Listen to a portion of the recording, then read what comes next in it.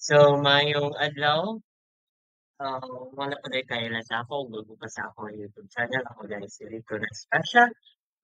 Karon na ito pag-iskutan kung unsa ang control structure. So, unsa ang control structures? In programming, structures are used to construct and determine the flow of execution. Their purpose is to assist in decision making, looping, and executing code based on various conditions. So, sa programming, ang control structures mao ang gigamit sa pag-construct nga maunang determine sa flow sa execution. Ang purpose ay sab-ani is makatabang kini sa paghimo para sa decision making, looping, o pag-execute sa code base sa mga conditions. Why control structures is important? Control structures are important because they help programmers with decision making, repeating actions, and organizing code. Without control structures, a program might not function correct or would execute each instructions line by line, following sequential order. Ang control structures is importante kaya hindi makapatabang sa mga programmers sa decision making, repeat actions, o pag-organize sa code.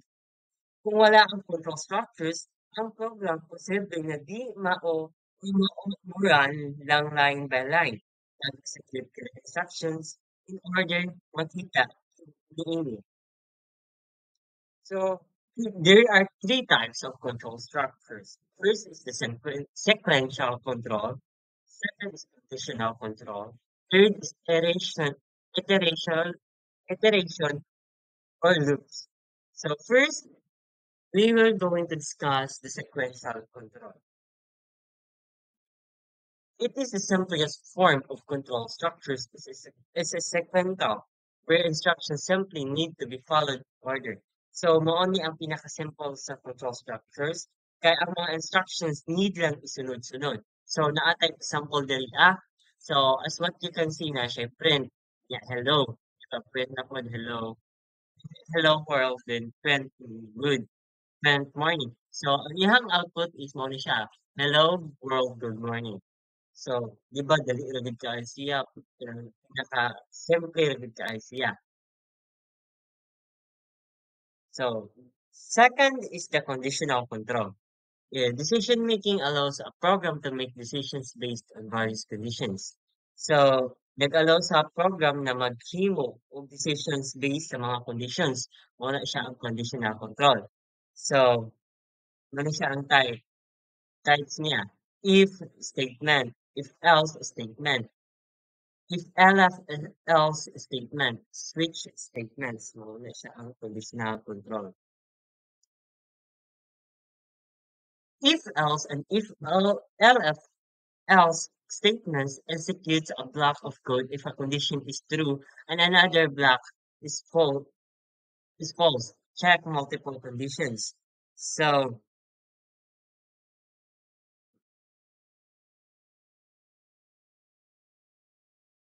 muna siya ang if ang condition is true, mo siyang another if false, pag-check sa multiple conditions, like for example, Python score is equals to 85. If scores is less than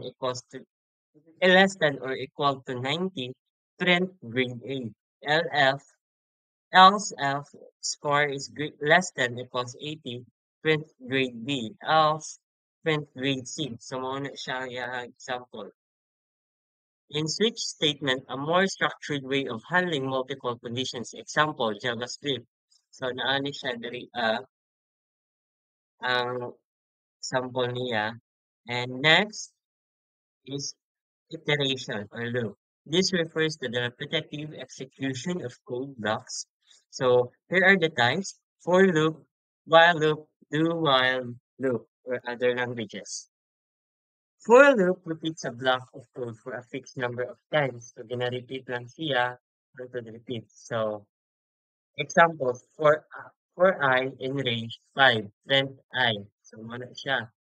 While While loop repeats a block of code as long as condition is true. So, mo repeat ra siya if ang condition is tinuod. Sa example niya is sa Python, count equals 0 Well, count is greater than 5, then print count. So count plus equals to 1. So do while loop ensures at least one execution of the loop before checking the condition. Example, C++, what is that? And number equals to y. Do siya mo na siya. Data sa nested control structure. Control structure within other control structures, ano siya, these are used for multi-level decision making and complex logic. So, muna siya ang gamit para sa pagkuan. Mga multi-level nga mga decision making, mga dinagko na kaayo. So, muna siya ang example na nandali ang example. As you can see, for I in range equals to 3, for G in range to print I in G. So, muna siya. In break and continue, break is to exit the loop and continue to skip the current iteration and move to the next one. So for example na po, so for I in range 5, if I is equal to 3, then break number stops the loop at 3. Print I. Yeah. Saka example. So we have real life applications and control structures. So first is login system. When creating a login system, you typically use if else statement to validate the username and password provided by the user. So, ang